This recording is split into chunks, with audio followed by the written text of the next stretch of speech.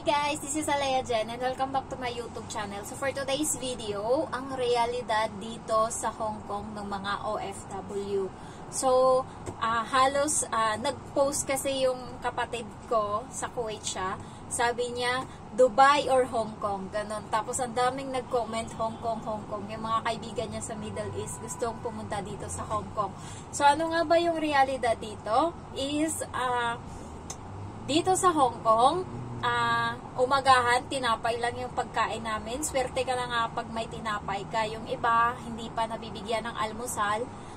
So, sila na yung bumibili ng biscuits. Ako, bumibili talaga ako ng loaf bread kada day off ko. Kasi minsan, pumapalya yung amo ko ng bili ng tinapay. And then, yung tinapay na binibili niyan, pag isang ganun mo lang, para siyang isang pandesal lang. So, parang dito lang siya sa lalamunan ko banda. Ayan. So, ayan yung umagahan namin. Tanghalian namin minsan, walang pakialam yung amo namin. Yung iba, binibigyan sila ng noodles, pero ako walang pakialam yung amo ko. So, ang ginagawa ko, pag nagsasaing ako sa gabi, dinadagdagan ko para yun na yung pangtanghalian ko. And nagpapabili ako sa amo ko ng sardinas, or kaya gulay, and then, Indomie, yung noodles. Ayan. So, ayan yung tanghalian ko. Sa gabi naman, kanin sila, kaya nagkakanin ako, and then merong sabaw nga yung pagkain nila dito, yung tinatawag nila na soup, and then yung amo ko is ano niya na talaga na nagsasabaw. Yung kaibigan ko, hindi sila nagluluto ng sabaw katulad ng sa amo ko, kaya nakakadiskarte ako, kinukuha ko yung laman ng mga baboy doon sa sabaw, and then yun yung inuulam ko. Ayan, so kaya okay yung pagkain ko. Pero tanghalian talaga guys, mahirap. Lalo pag nandito yung amo mo. Ngayon, hindi sila kakain ng hapunan ng kanin. Kaya namumroblema ako kung ano yung gagawin ko. Kaya ang ginawa ko, nung natulog siya, nagsaing ako ng kanin. And then, minadali ko yung kanin kasi baka magtaka bakit nagsaing ako. Sila magnunoodle sila sa gabi. And ako, wala. Kasi hindi naman nila ako binibigyan ng pagkain nila. Kaya ayun, nagsaing ako ng kanin. And then, buti na lang kamo, nagluto sila ng sabaw, yung opo na may baboy and then scallop. So may baboy doon, kaya makakakain din ako. Ayan. And then, ano pa nga ba?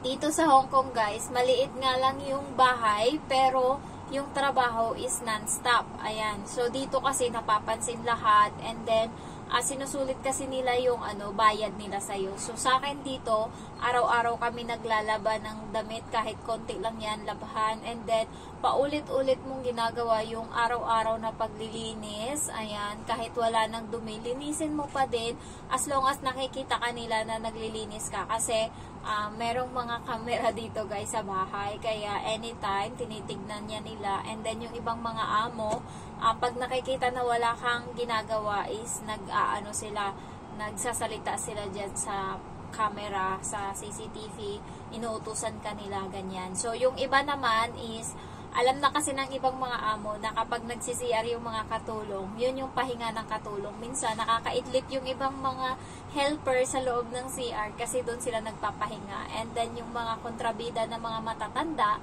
nakasunod agad yan. Pag mga 2 minutes, 3 minutes, kakatukin ka na agad yan. Ayan, kaya ginagawa nung kaibigan ko, pupunta siya sa CR pag wala na siyang ginagawa. And then, kunwari, ibubuksan niya yung doon, gripo, para kunwari, naguhuga siya. Pero nakaupo lang yan siya, guys. Ayan. Kaya yung mga ibang helper dito, pag, madaming CR talaga yung ginagawa. Pero ako, hindi naman ako ganun. Kasi, nakakaupo naman ako kahit papano. Pero ngayong araw, wala akong tulog. Kasi, nanggaling kami sa 3 days na holiday. And, yung bahay, hindi ko na mahitsurahan nung pagpasok ko kanina, nung pagtrabaho ko kanina. Pagpasok ko sa kwarto nila, hindi mo alam, ang daming buhok, hindi mo alam kung saan na banda yun, kung sa baba o sa taas galing na buhok yun. Sobrang dami, ang kalat talaga, and ang alikabok. Wala talaga. Kahit yung amo ko, hindi mo talaga tumaasahan maglinis. Pero dito sa sala, nawawalisan ko naman, pero malagkit pa din talaga. Meron pa rin talagang mga alikabok, kaya ang dami talaga. And yung mga laruan ng bata, kahit saan-saan ko na nakukuha, napupulot, saan-saan na banda, ayan. So, dito guys, kahit maliit lang, is napaka talaga siya. Napakadaming trabaho, kahit paulit-ulit na lang. And then, napakasila nila. Kahit anong mga nasa labas na mga binitbit nila, pagpasok nila sa loob, isprehan mo yan, o di kaya punasan mo yan ng wipes na pang COVID. Ayan. So, isang karton yan binili ng amo ko na wipes. Ayan. Ito siya, isang karton yan. Ito. Ayan. So, ganyan sila kaselan. Kaya, every time, kahit paulit-ulit na lang, ginagawa mo. Kaya nung bago ako dito, humirit pa talaga ako. Nung bago talaga ako, kapal ng mukha ko.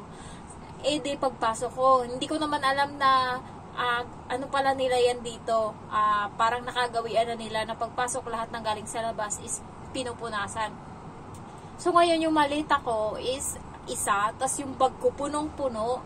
So, total siguro lahat ng binitbit ko is mga 30 kg.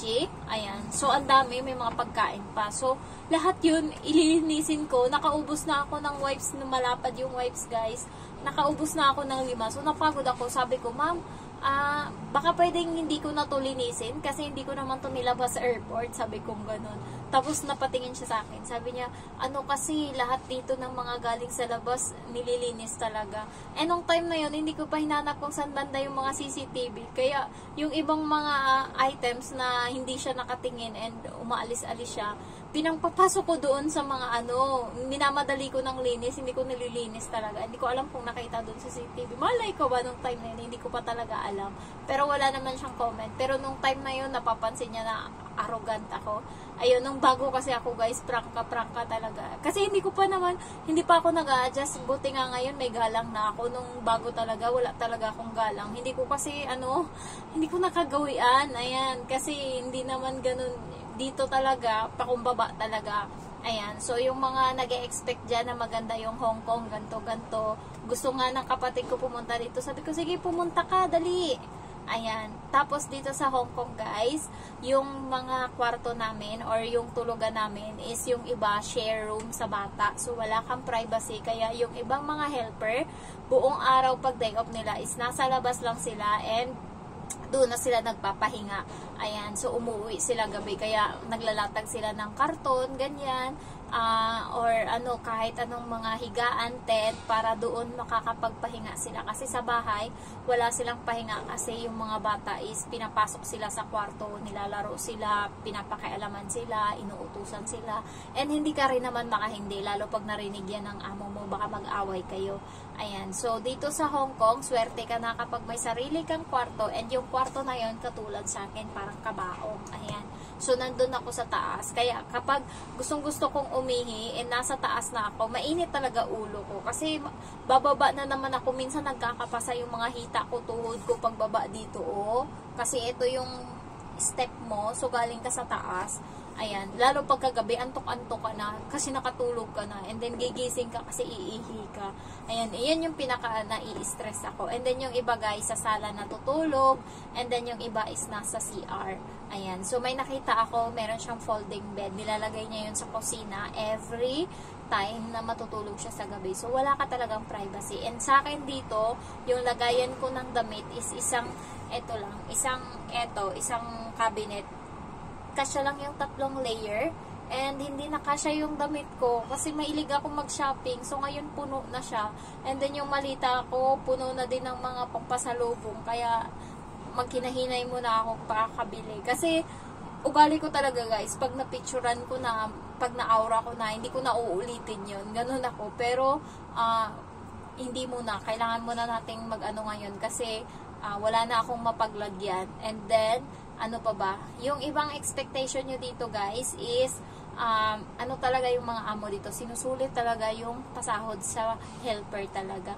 And dito guys, napakakuripot talaga nila malala. Kasi sila mismo, yung amo ko hindi yan kumakain ng magahan, tanghalian. Hindi ko alam. Hindi siya nagkakasakit ng ulcer. Diba? Sabi pagka nalilipasan ng gutom, nagkakasakit, nagkakagastritis ba yun? Or ano? Bakit ito hindi? Ayan. So, kumakain lang siya sa gabi and ngayon buong araw siyang walang kain, umaga and then tanghalian and then ngayong gabi magno-noodles lang sila. Kaya nila yon.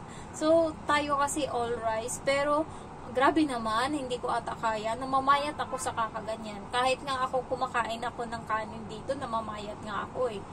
Pero siya, carry niya. Ayan, so ano pa ba? Pakisamahan nyo talaga yung mga amo nyo guys, kasi may mga topak yan sila. Minsan hindi mo maintindihan, wala ka namang ginawa, nakasimangot na lang siya, malala, wala ka namang ginawa. Ayan, so ganun talaga, hayaan mo lang sila. Yung kaibigan ko nga na nakausap namin ng subscriber ko doon sa restaurant, sa Cafe de Coral, sabi niya, good morning ma'am, tapos yung amo daw, tapos sisimangot daw, hindi daw sasagot. So 3 beses daw niya sinabi yon. Tapos nung pagka 3 beses hindi pa daw sumagot, pagkatas nun, hindi na siya nag-good morning. Pero ako naman dito, sumasagot naman yung amo ko. Pero iba yung tono ko sa amo ko. Pag nag-good morning ako sa amo kong babae, amo kong lalaki, and then sa bata. Ayan. So, sa bata talaga, napakalambing ko talaga, good morning, Emma. Ganon. Pag sa babae, good morning, ma'am. Pag sa lalaki, good morning, sir. Ganon. Iba-iba ng tono. Kasi, ang ganda ng energy mo, tapos sasabihin ng amo mong babae, good morning. Parang mahahawaan ka, kaya ngayon, good morning ma'am. Ganun na lang. So, ayan guys, na-share ko lang. Yung mga gustong mag-abroad dyan, mag-isip-isip kayo. Kasi yung nasa Pangyaws na group, wala pa siyang 1 buwan. And then, mag-break na siya ng contract. So, sabi ng amo niya, tinakot siya, nakakasuhan daw siya. Pero wala namang kaso yun. Pero, yung amo kasi is nanghihinayang. Kasi ang laki kaya ng binabayad nila. Parang nasa pera natin, 100,000 ata. Parang ganon, yung binabayad nila. Para lang makapunta tayo dito. And, pagtapos, 1 buwan pa lang, magti-terminate ka na ng contract mo. Kaya, hindi pa sila bawi. Ayan. So, ayun lang guys, na-share ko lang. And then, if you're new to my channel, don't forget to like, to comment, and then to subscribe. Thank you so much for watching. Bye-bye!